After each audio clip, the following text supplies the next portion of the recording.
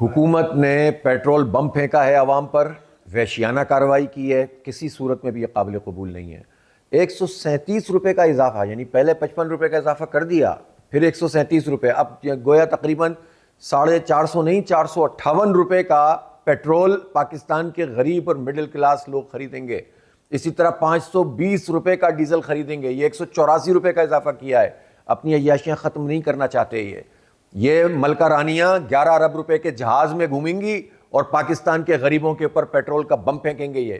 یہ chairman senate 9 crore کی گاڑی خریدیں گے اور غریب بائکرز، بائکیاں چلانے والے اور جو فوڈ پانڈا کا کام کرنے والے، سپلائز کا کام کرنے والے، مزدور، کسان، طالب علم جن کی کوئی آمدنی نہیں ہوتی، یہ ان کو جو ان کا بیڑا غرق کریں گے، ان سے پیسے نچوڑیں گے۔ اور انہوں نے صرف پیٹرول کی قیمت میں اضافہ نہیں کیا، انہوں نے ٹیکس میں بھی اضافہ کیا ہے۔ ہونا تو یہ چاہیے تھا کہ ان حالات میں لیوی ختم کی جاتی اور آئی ایم ایف سے کہتے کہ ہم یہ پیسے نہیں دے سکتے۔ میں پوچھنا چاہتا ہوں کہ شہباز شریف صاحب، آپ نے کون سی آئی پی پیز کا پیسہ روکا ہے اس وقت؟ ہزاروں ارب روپے اب کیپیسٹی پیمنٹ کے نام پر جو بجلی بنتی نہیں ہے، ہماری جیبوں سے لے کر، ہماری جیبوں پہ ڈاکہ مار کر آپ اس مافیا کو دے رہے ہیں، آپ ان کی پیسوں کو ڈیفر نہیں کر رہے۔ یہ جو ری گیسیفیکیشن کے پلانٹ لگے ہوئے ہیں پورٹس کے اوپر، جن پر ہم اربوں ڈالر خرچ کر چکے ہیں اب تک، اور ان کو بغیر، اب اس وقت تو گیس آ نہیں رہی ہے، ایل این جی آ نہیں رہی ہے، لیکن روزانہ کی بنیاد پر ان کو پیمنٹ کی جا رہی ہے۔ آپ یہ پیمنٹ نہیں روک سکتے، لیکن پاکستان کے غریب لوگوں کے اوپر بم گرا سکتے ہیں۔ ناقابل قبول ہے، اس کو برداشت نہیں کیا جائے گا۔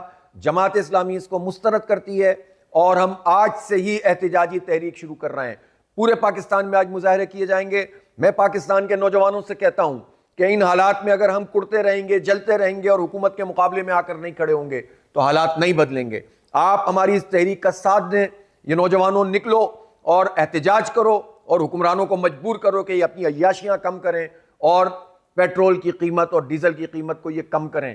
یہ 1300 سی سی میں آنے کے لیے تیار نہیں ہیں، انہیں بڑی بڑی گاڑیاں چاہیے، لیکن عوام کے اوپر یہ بم پھینکیں گے، یہ قبول نہیں کرتے۔ ہم اسے مسترد کرتے ہیں اور اس کے علاوہ اور کوئی دوسرا راستہ نہیں ہے کہ ہم ان کے خلاف احتجاج کریں، جد و جہد کریں اور انہیں پیچھے ہٹنے پر مجبور کریں۔